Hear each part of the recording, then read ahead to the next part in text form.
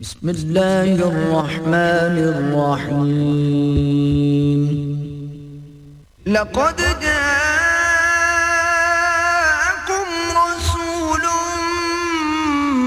من أنفسكم عزيز عليه ما عنتم حريص عليكم بالمؤمنين رؤوف رحيم.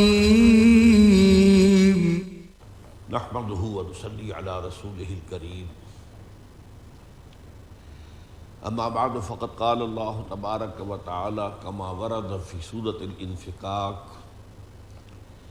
اعوذ بالله من الشيطان الرجيم بسم الله الرحمن الرحيم.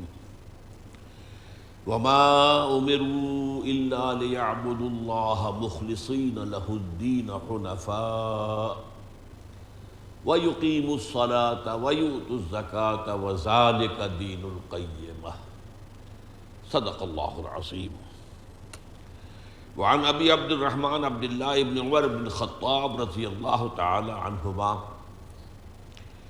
قال سمعت رسول اللہ صلی اللہ علیہ وسلم یقول: بنی الاسلام علی خمس: شہادت لا الہ الا اللہ وان محمد رسول اللہ، واقام الصلاۃ وایتاء الزکاۃ وحج البیت وصوم رمضان. رواہ الامام البخاری ومسلم رحمہم اللہ. رب اشرح لی صدری ویسر لی امری واحلل عقدۃ من لسانی یفقہوا قولی. اللہم ربنا الہمنا رشدنا واعذنا من شرور انفسنا. اللہم ارنا الحق حقا وارزقنا اتباعہ وارنا الباطل باطلا وارزقنا اجتنابہ. آمین یا رب العالمین. حضرات، آج ہم اللہ کا نام لے کر اربعین نبوی کی حدیث نمبر 3 کا مطالعہ کر رہے ہیں. یہ حدیث مبارکہ متفق علیہ ہے، یعنی اس کی صحت پر امام بخاری اور امام مسلم رحمہم اللہ دونوں کا اتفاق ہے. اور یہ میں کئی مرتبہ عرض کر چکا ہوں کہ احادیث کے ضمن میں مستند ترین جو روایات وہی شمار ہوتی ہیں کہ جن پر امام بخاری اور امام مسلم دونوں کا اتفاق ہوتا ہے. ویسے یہ کہ احادیث کے مجموعوں میں ٹاپ پر یہ دونوں ہیں، صحیح بخاری صحیح مسلم، یہ ٹاپ پر ہیں. انہیں صحیحین کہا جاتا ہے. ویسے صحائح ستہ کی اصطلاح بھی ہے، 4 اور مجموعے ہیں جو صحیح احادیث پر مشتمل شمار ہوتے ہیں، لیکن یہ ان میں ٹاپ پر ہے، صحیحین. اور جس حدیث پر یہ دونوں متفق ہو جائیں تو گویا کہ وہ جہاں تک روایت کا تعلق ہے، سند کا تعلق ہے، وہ قرآن مجید کے بہت قریب پہنچ جاتی ہے. اس پر اتنا ہی یقین ہم کر سکتے ہیں جتنا کہ قرآن مجید کی آیات پر کرتے ہیں. اس حدیث کا مضمون وہ ہے جو اس سے پہلے ہم حدیث جبرائیل میں پڑھ چکے ہیں. ام السنہ کہلاتی ہے وہ حدیث، یعنی احادیث کے مجموعے میں اس حدیث کا وہی مقام ہے جو قرآن مجید میں سورہ فاتحہ کا ہے. ام القرآن، ام الکتاب قرآن. اسی طرح ام السنہ وہ حدیث جبرائیل ہے. اب میں آپ کو سنا رہا ہوں کہ وہاں کیا جواب دیا تھا حضور نے اس حدیث کی روح سے. جب پوچھا گیا کہ اخبرنی عن الاسلام، مجھے اسلام کے بارے میں بتائیے، تو جواب کیا تھا؟ الاسلام ان تشہد لا الہ الا اللہ وان محمد رسول اللہ وتقیم الصلاۃ وتؤتی الزکاۃ وتصوم رمضان وتحج البیت ان استطعت الیہ سبیلا. اسلام یہ ہے کہ تو گواہی دے کہ اللہ کے سوا کوئی معبود نہیں، اور یہ کہ محمد صلی اللہ علیہ وسلم اللہ کے رسول ہے، اور تو نماز قائم کرے اور زکوٰۃ ادا کرے اور رمضان کے روزے رکھے اور حج کرے بیت اللہ کا اگر تجھے اس کی استطاعت حاصل ہو. بین ہی یہی مضمون اس حدیث کا ہے جو آج ہم پڑھ رہے ہیں. یہ انڈیپینڈنٹلی یہ حدیث ہے ہی اسی موضوع پر. لہذا جہاں تک تو اس کے کنٹینٹس کا تعلق ہے اور اس کی اہمیت کا تعلق ہے، اس پر ہم گفتگو کر چکے ہیں، کوئی بہت دہرانے کی ضرورت نہیں ہے. لیکن آج جو اس میں جو غور طلب بات ہے وہ کیا ہے، سب سے اہم بات کیا ہے؟ اس حدیث کے بارے میں جو عام مغالطہ لوگوں کو ہو گیا ہے وہ یہ ہے کہ شاید یہ کل اسلام کی تعبیر ہے۔ یہ بہت بڑی غلط فہمی، بہت بڑا مغالطہ، بلکہ اسی سے لوگوں کے ذہنوں کے اندر جو ہے وہ کجی پیدا ہوئی۔ لفظ غور طلب ہے بنی الاسلام، اسلام کی بنیاد رکھی گئی ہے 5 چیزوں پر۔ تو یہ ایک شے تو نہ ہوئے، عمارت کی بنیاد قائم کی گئی ہے، عمارت اور ہے، بنیاد اور ہے، یہ بعین ہی ایک شے تو نہیں ہوتی۔ تو بنی الاسلام علی 5، اسلام یہی کچھ نہیں ہے، اسلام کی بنیاد ان 5 باتوں پر ہے۔ یہ جو سب سے بڑی حقیقت ہے جس کو کہ نظر انداز کر دیا گیا، تو یہ حدیث عام ہے۔ اکثر مساجد میں تو لٹکے ہوئے ہوتے تھے کافی بڑے بڑے چارٹ، جس میں کہ یہ ایک مسجد کے محراب کسی شکل بنا کر اس میں ستون دکھا کر ان میں پھر یہ ارکان اسلام کا جو ہے ایک نقشہ پیش کیا جاتا تھا۔ تو اب تو خیر آج کل کے زمانے میں مساجد میں ان چیزوں کا عام رواج نہیں رہا ہے، ورنہ یہ چیزیں ہوتی تھیں۔ تو ارکان اسلام اس کو ہم کہتے ہیں، اسلام کے ارکان ہیں۔ لیکن یہ ہے کہ یہاں جو سب سے اہم لفظ پھر میں کہہ رہا ہوں تیسری مرتبہ، بنی الاسلام علی 5، اسلام کی بنیاد 5 چیزوں پر ہے، کل اسلام یہ نہیں ہے۔ اب یہ دیکھیے، اصل میں قرآن مجید کے اندر، جس پر کہ کچھ عرصے پہلے بڑی مفصل گفتگویں میں یہاں ان مجالس میں کر چکا ہوں، انسان کا مقصد تخلیق عبادت رب، وما خلقت الجن والانس الا لیعبدون۔ سورہ ذاریات میں فرمایا میں نے جنوں اور انسانوں کو نہیں پیدا کیا مگر صرف اس لیے کہ میری بندگی اور میری پرستش کرے۔ تو عبادت رب جو ہے وہ مقصد تخلیق انسان۔ تمام انبیاء کی دعوت عبادت، ان اعبدوا اللہ ما لکم من الہ غیرہ۔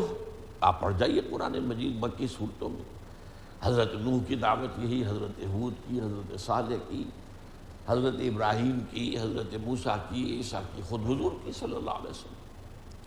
حضور کی دعوت اور سابقہ رسولوں کی دعوت میں صرف ایک فرق ہے کہ سابقہ انبیاء اور رسولوں کی دعوت ہوتی ہے یا قوم، اے میری قوم کے لوگوں، یا قوم اعبدوا اللہ ما لکم من الہ غیرہ۔ حضور کی دعوت ہے یا ایھا الناس اعبدوا ربکم الذی خلقکم والذین من قبلکم۔ بس یا ایھا الناس، وہی جو دعوت جو صرف قوموں کی طرف لے کر آتے تھے رسول، وہ حضور کے ذریعے سے وہ گویا کہ گلوبل ہو گئی ہے، پوری دنیا کے لیے، پوری نوع انسانی کے لیے آفاقی ہو گئی ہے۔ دعوت تو وہی ہے، عبادت رب۔ اس عبادت جو ہے اس کا مفہوم کیا ہے؟ عبد سے یہ لفظ نکلا، اور عبد سے نکلنے کے بعد اس کے مفہوم کو اس کے اوپر آپ شامل کریں گے سارے جو اس کے اطلاقات ہیں۔ اب کہتے تھے غلام کو، غلام آقا کا مملوک ہوتا تھا، ملکیت۔ غلام جو ہے ملازم نہیں ہوتا تھا، ملازم تو ہوتا ہے چند گھنٹوں کے لیے، 8 گھنٹے کی ڈیوٹی ہے، 12 گھنٹے کی ڈیوٹی ہے، چلیے 8 گھنٹے 12 گھنٹے کے بعد تو پھر وہ ملازم آپ کا نہیں، فارغ۔ کسی خاص مقصد کے لیے ملازم، کسی کو آپ نے اپنا شوفر رکھا ہے، ڈرائیور رکھا ہے، وہ آپ کا کھانا تو نہیں پکائے گا۔ کسی کو آپ نے رکھا ہے خانسامہ، وہ آپ کا ٹائلٹ تو صاف نہیں کرے گا، وہ صاف کہے گا جناب نہیں یہ میری ذمہ داری نہیں ہے، میں تو اس کام کے لیے تو نہیں آپ کے پاس آیا۔ غلام کو ہر وقت ہمہ تن ہمہ وقت ہمہ وجوہ اطاعت کرو، اس کی کوئی آزاد مرضی ہے ہی نہیں، اس کی کوئی ملکیت نہیں۔ آقا نے اگر کوئی کوٹھڑی دے دی کہ اس میں رات کو سو جایا کرو، تو وہ کوٹھڑی کا مالک تو نہیں بن گیا، وہ خود کیا مالک بنے گا، وہ خود مملوک ہے۔ اسی طریقے سے کوئی چارپائی دے دی تو اس چارپائی کا مالک تو نہیں ہے، مالک تو آقا ہے۔ وہ تصور عبدیت کا ذہن میں ہونا چاہیے، اس درجے میں اللہ کی بندگی، یہ بندگی ترجمہ کر رہا ہوں اب میں عبدیت کا، جس کو کہ شیخ سعدی نے کہا، اور یہ بھی پچھلے زمانے میں یہ اشعار لکھے ہوتے تھے مساجد میں، زندگی آمد برائے بندگی، زندگی بے بندگی شرمندگی۔ زندگی تو ہمیں ملی اس لیے کہ اللہ کی بندگی کریں. اگر یہی کام ہم نہ کریں تو شرمندگی ہی شرمندگی ہے. تو پھر حاصل کیا ہو؟ تو ہمہ وقت ہمہ تن ہمہ وجوہ اطاعت، لیکن یہ بھی عبادت کا صرف جسد ظاہری ہے. جیسے میرا اور آپ کا یہ جسم ہے، نظر تو آ رہا ہے سب کو، جو بھی میرا قد و قامت ہے، جو بھی تن و توش ہے، سب کو نظر آ رہا. ایک ہے اس کے اندر جو میری جان ہے، وہ آپ کو نظر آ رہی ہے. اس عبادت کی جان جو نظر نہیں آتی وہ ہے اللہ کی محبت. ایک مجبوری کی اطاعت ہوتی ہے. انگریز کے ہم غلام تھے، اطاعت کرتے تھے، کیا کریں، غلام ماننا پڑے. یا غلام آقا کی اطاعت کرتا ہے تو مجبوری کو کرتا ہے. کہیں سے اسے پکڑ کر خرید کر کہیں جو ہے غلام بنا لیا گیا، اس سے کو خرید کر لے آیا، زر خرید ہے، اب وہ تو مجبور ہے، مانے گا، کیا کرے گا. لیکن یہ عبادت نہیں ہے. عبادت بنے گی اللہ کی جب کہ اس کے اندر اللہ کی محبت کا جذبہ شامل ہو جائے، تب یہ عبادت بنے گی. اسی لیے دوسرا لفظ میں نے ایڈ کیا تھا، بندگی اور پرستش. پرستش ہوتی ہے محبت کے ساتھ. آپ دولت کے پرستار ہیں تو آپ کے دل میں دولت کی محبت ہے. وطن پرست ہے تو وطن کی محبت ہے. قوم پرست ہے تو قوم کی محبت ہے. نفس پرست ہے تو نفس کی آپ پرستش کر رہے ہیں، اس کے احکام کو پورا کر رہے ہیں. تو بندگی اور پرستش مل کر عبادت بنتے ہیں. یہ عبادت ہے کہ جو چونکہ بہت مشکل کام ہے، بہت مشکل کام ہے. تو اس میں ایک بات تو وہ بات ذہن میں رہے کہ اس میں آدمی طے کر لیتا ہے کہ مجھے اسی راستے پر چلنا ہے، پھر کہیں غلطی سے کوئی قدم اٹھ گیا غلط، کہیں جذبات کی رو میں بہہ کر کوئی کام غلط ہو گیا، فوراً توبہ کر لو، اللہ معاف کر دے گا. یہ راستہ تو کھلا ہے. یہ نہیں کہ آپ فرشتے ہو جائیں گے، نہیں. آپ کے ساتھ آپ کا نفس بھی لگا ہوا ہے، آپ ایک ماحول میں رہتے ہیں، آپ اس ماحول کے اثرات سے بالکل لیا تو اپنے آپ کو نہیں بچا سکتے. لاکھ آپ بچ کر چلیں، کہیں پاؤں پھسل گیا، گر گئے، اٹھ جاؤ، فوراً کھڑے ہو جاؤ، توبہ کرو. تو توبہ کا دروازہ کھلا ہے. لیکن اگر کسی ایک گناہ کے اوپر ڈیرا لگا کر بیٹھ گئے تو وہ ایک گناہ بھی ہلاکت کے لیے، بربادی کے لیے، تباہی کے لیے یہ کافی ہو جائے گا. تو یہ ہے عبادت. از عبادت کے لیے آسان کرنے کے لیے 4 عبادات دی گئی. نمبر 1 نماز، صلاۃ، تاکہ تم بھول نہ جاؤ، کہیں تازہ کرتے رہا کرو. آپ کو معلوم ہے نماز میں ہر رکعت میں سورہ فاتحہ، اور سورہ فاتحہ کی مرکزی آیت کیا ہے؟ 7 آیتیں کل ہیں، مرکزی 4تھی آیت کیا ہے؟ ایاک نعبد و ایاک نستعین. اے اللہ تیری ہی بندگی کرتے ہیں اور پرستش کرتے ہیں اور کرتے رہیں گے. کیونکہ فعل مضارع جو ہے عربی زبان میں حال اور مستقبل دونوں کو کور کرتا ہے.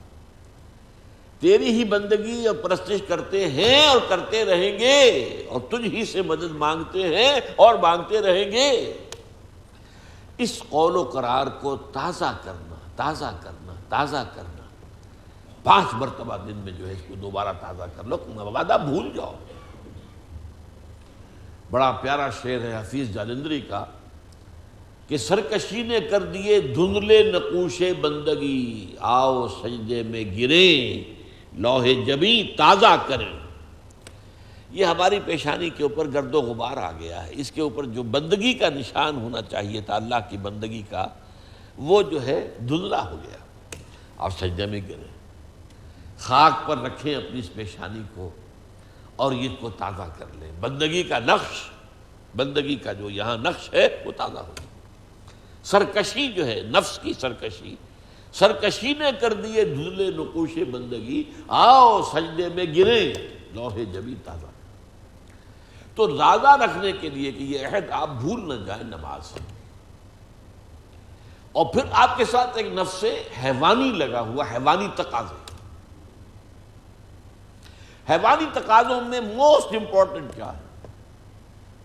آپ انگریزی میں کہیں گے preservation of the self and preservation of the species. اپنی ذات کو برقرار رکھنے کے لیے خوراک چاہیے، خوراک کے بغیر تو مر جائیں گے، اور اپنی نسل کو برقرار رکھنے کے لیے جنسی جذبہ ہے، شہوت ہے، شادی ہے، بیاہ ہے، نسل ہے۔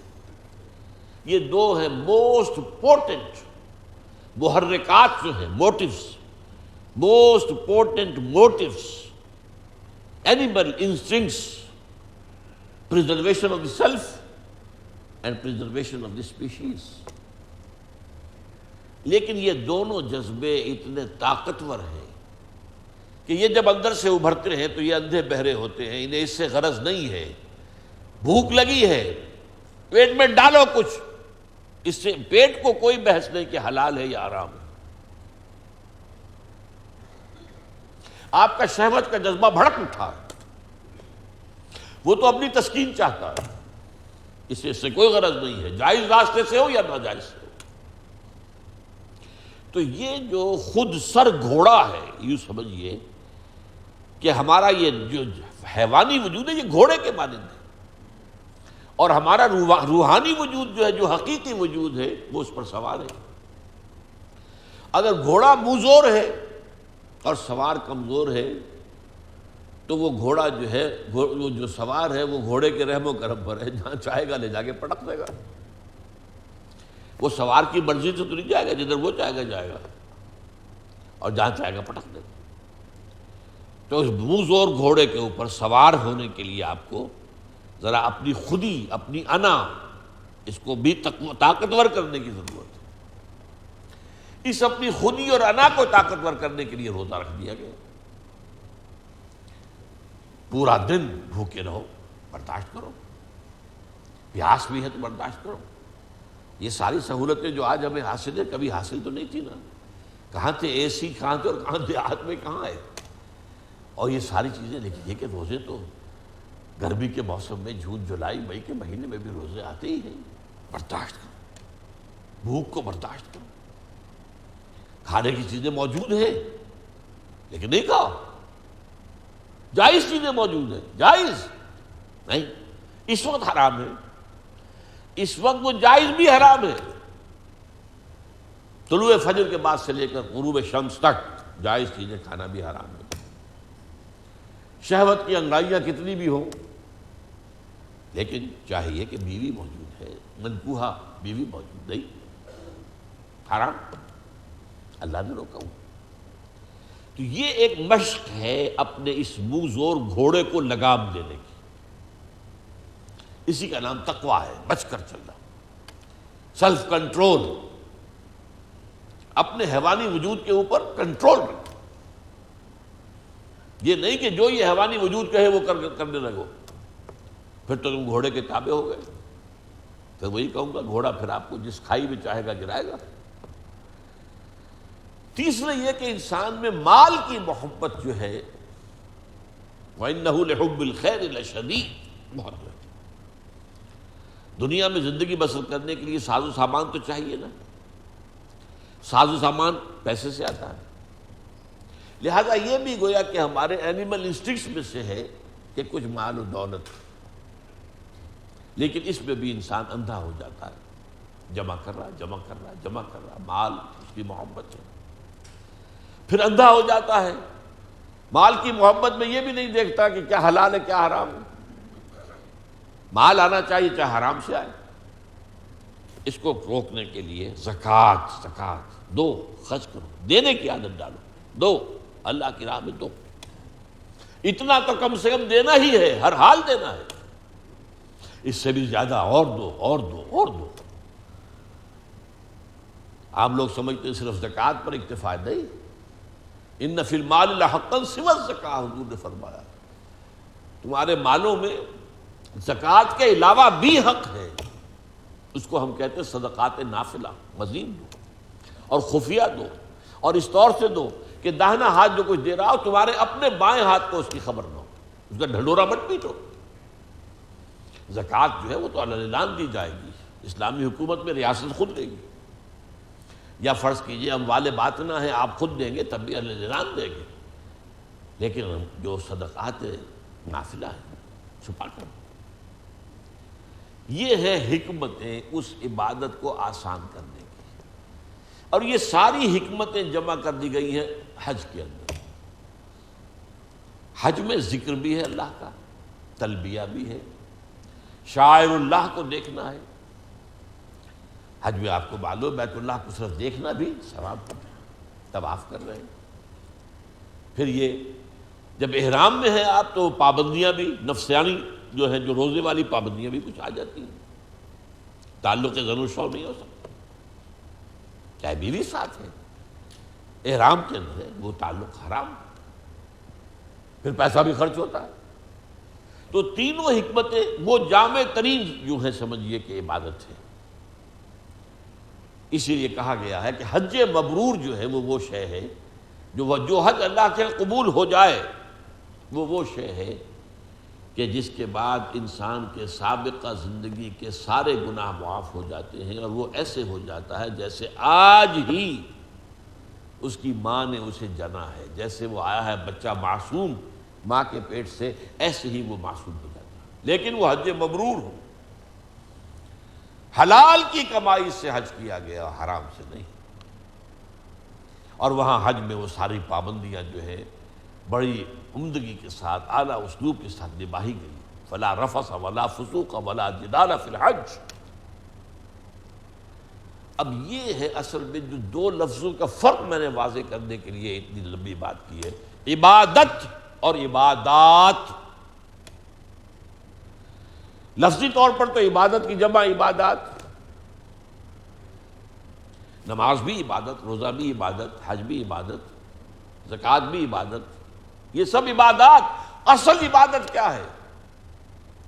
ہمہ تنگ، ہمہ وقت، ہمہ جہت اللہ کی اطاعت، اس کی انتہائی محبت کے جذبے سے سرشار ہوگا۔ تو عمارت یہ ہے، بنی الاسلام علی خمس، اس عمارت کی بنیاد ان 5 چیزوں پر ہے۔ یہ 5 چیزیں جو ہیں یہ در حقیقت کوئی عمارت نہیں ہے، جو میں نے شروع میں بات آپ سے عرض کی تھی کہ اس حدیث کے اندر جو کانٹے کا لفظ ہے، جو اہم ترین ہے بنیا، عمارت جو ہے وہ بنیاد کے اوپر اٹھائی گئی، عمارت اور ہے بنیاد اور ہے۔ ان کو ایک سمجھ لینا غلط مبحث ہے، یہی ہماری غلط فہمیوں کا، مغالطوں کا، گمراہیوں کا سبب بن گیا۔ ہم نے سمجھ لیا بس دین نام ان چیزوں کا، دین تو نام ہے بھائی اللہ کی پوری ہمہ تن، ہمہ وقت، ہمہ جہد، بندگی، غلامی، اس کی محبت سے سرشار ہو کر۔ ہاں غلطی ہو جائے توبہ کر لو، اللہ معاف کرے گا، عزم مصمم کے ساتھ کہ اب دوبارہ یہ کام نہیں کروں گا، اور صحیح جو ہے پچھتاوا ہو، پشیمانی ہو، تو اللہ تعالیٰ کی تو بہت محبت ہے اپنے ان بندوں سے۔ موتی سمجھ کے شان کریمی نے چن لیے قطرے جو تھے میرے عرق انفعال کے، کبھی شرمندگی کے احساس کے تحت اگر پیشانی پر کوئی پسینے کے آ جائیں چھوٹے چھوٹے ننھے ننھے قطرے، تو اللہ کو تو وہ موتیوں کی طرح پسند ہے۔ اللہ کو یہ توبہ جو ہے بہت پسند ہے۔ تو اس اعتبار سے یہ نہیں ہے کہ آپ سے یہ کہا جائے کہ قطعاً ادھر سے ادھر پوری زندگی جو ہے وہ کوئی پاؤں ہلے ہی نہ، نہیں۔ کل بنی آدم خطاؤن وخیر الخطائین التوابون۔ خطا ہو جائے گی، غلطی ہو جائے گی، وقتی جذبات کے تحت آ کر، کسی جذباتی سیلاب کے رو میں بہہ کر، یا کہیں کسی غلط ماحول میں کچھ عرصے رہے تھے، وہاں کے اثرات پڑ گئے، تو اس جو بھی کچھ ہو گیا آپ سے غلطی سرزد ہو گئی، لیکن اس سے فوراً توبہ کر لیں، اللہ معاف کر دے گا۔ بلکہ اس کے لیے لفظ واجب استعمال کیا گیا سورہ نساء میں، انما التوبۃ علی اللہ للذین یعملون السوء بجہالۃ ثم یتوبون عن قریب۔ اللہ کے ذمے ہے، اللہ پاک واجب ہے اپنے اس بندے کی توبہ قبول کرنا جو جہالت میں، نادانی میں، جذبات کی راہ میں بہہ کر کوئی غلط حرکت کر بیٹھتا ہے اور پھر وہ توبہ کر لیتا ہے۔ تو گویا کہ اس حدیث کا جیسا کہ میں نے عرض کیا، جہاں تک اس کا اصل مضمون ہے اس پر تو گفتگو جو ہے حدیث جبرائیل کے ضمن میں ہو چکی ہے، لیکن میں نے آج خاص طور پر جو آیت پڑھی ہے وہ سورہ انفطار کی ہے، جو یہ عبادت اور عبادات ان کے تعلق کو واضح کرنے والی بات ہے۔ یہ جو 5 چیزیں ہیں بنی الاسلام علی خمس میں، ان میں پہلی چیز تو جیسا کہ میں نے بہت تفصیل سے بیان کیا ہے، یہ اسلام میں داخلے کی بنیاد ہے۔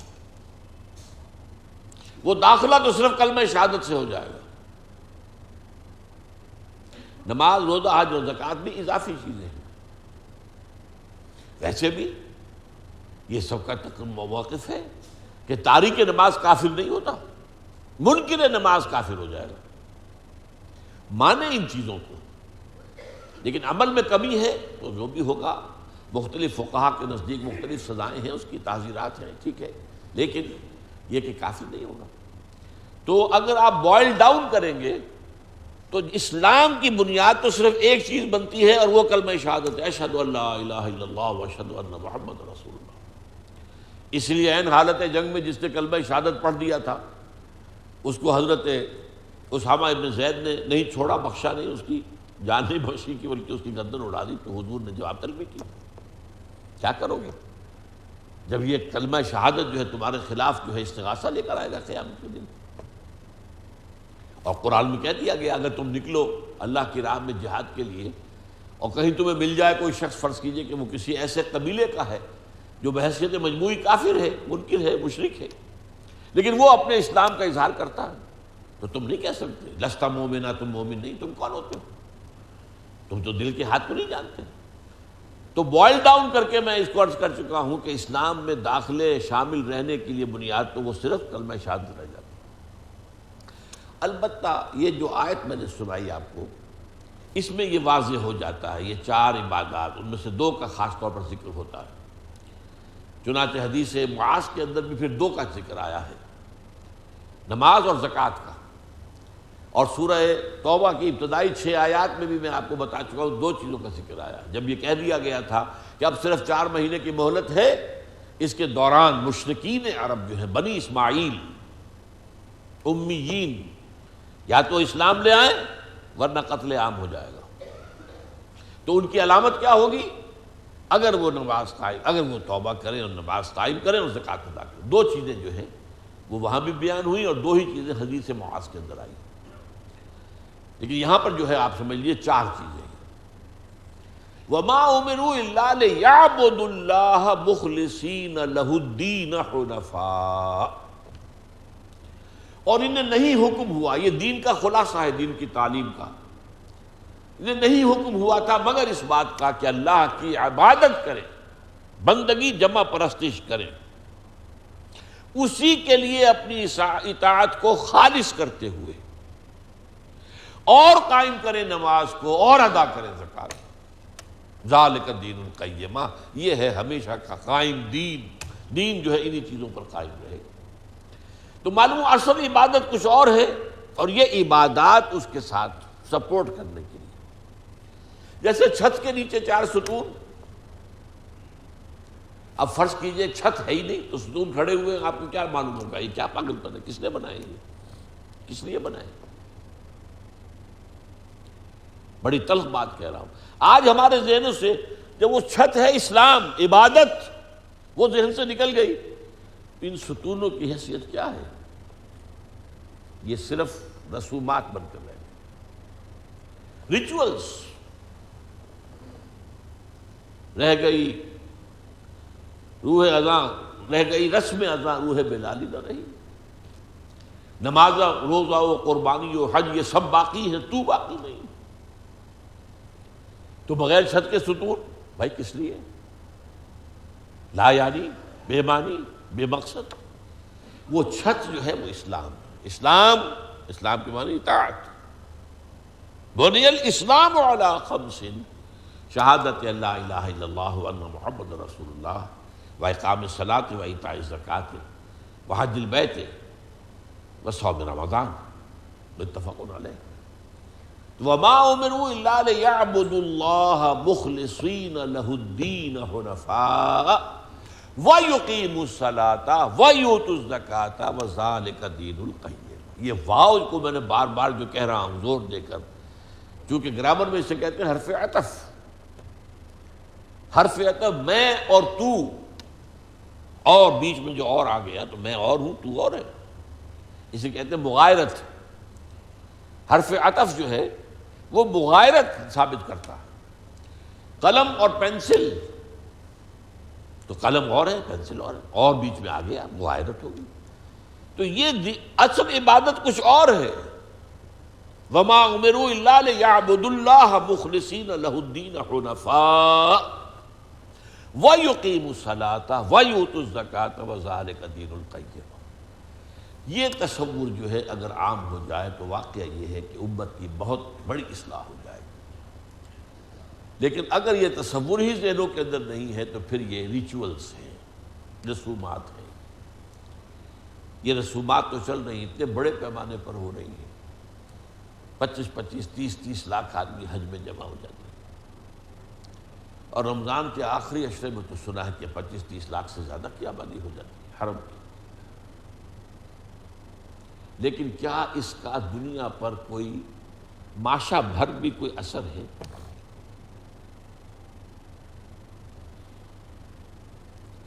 دنیا جس رنگ میں چل رہی ہے. ہماری رسومات ہیں، ہماری بڑی بڑی تقریبات ہیں.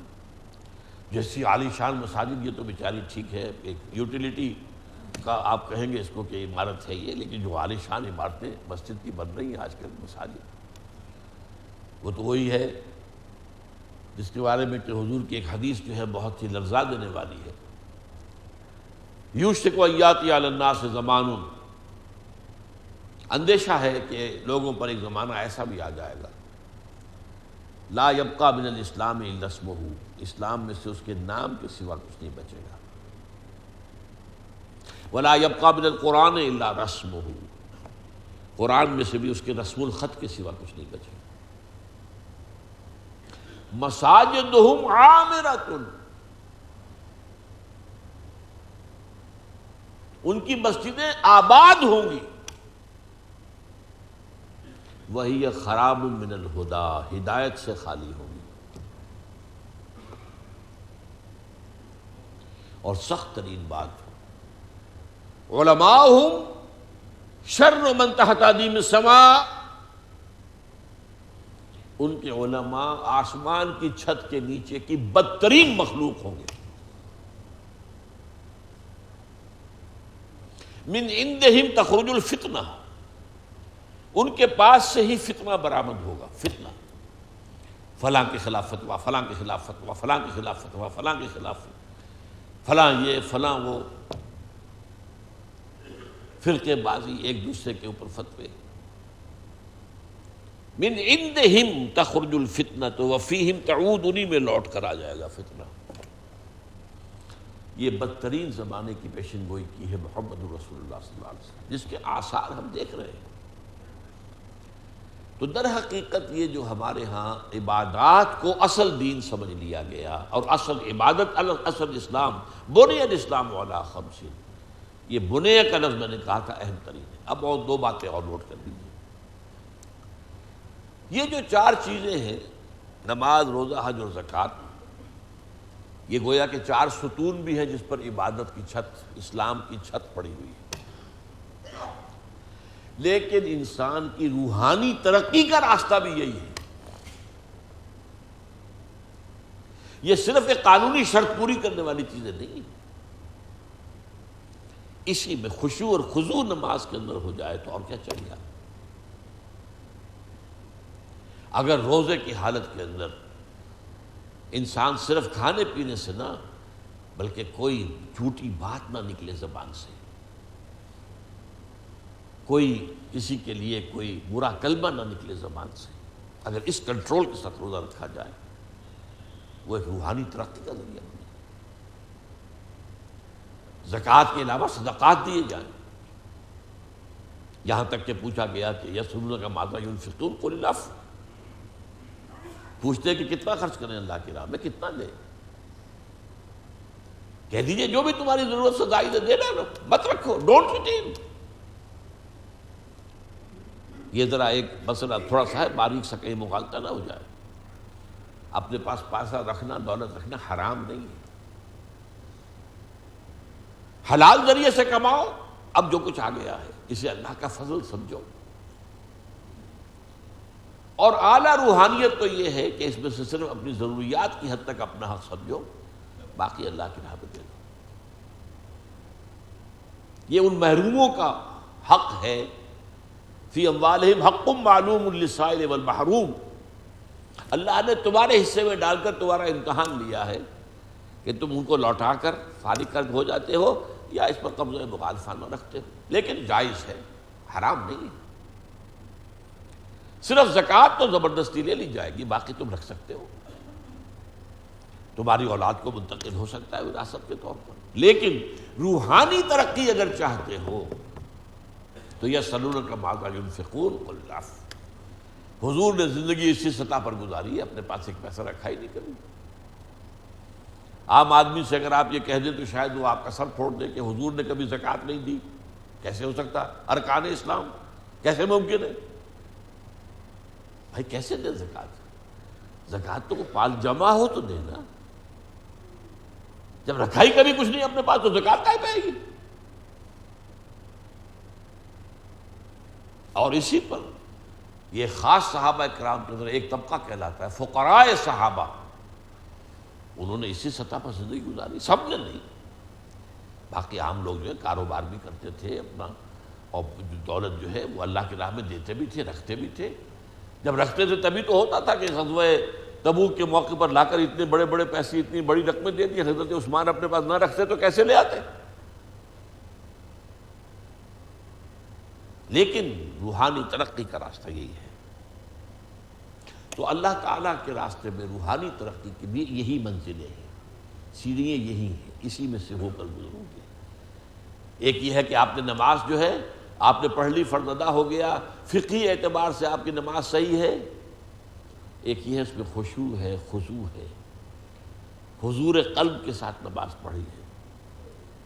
جیسے حدیث میں آتا ہے کہ سجدہ کرو تو یوں محسوس کرو گویا کہ اپنے رب کے قدموں میں اپنا سر رکھ دیا، یہ کیفیت کے ساتھ۔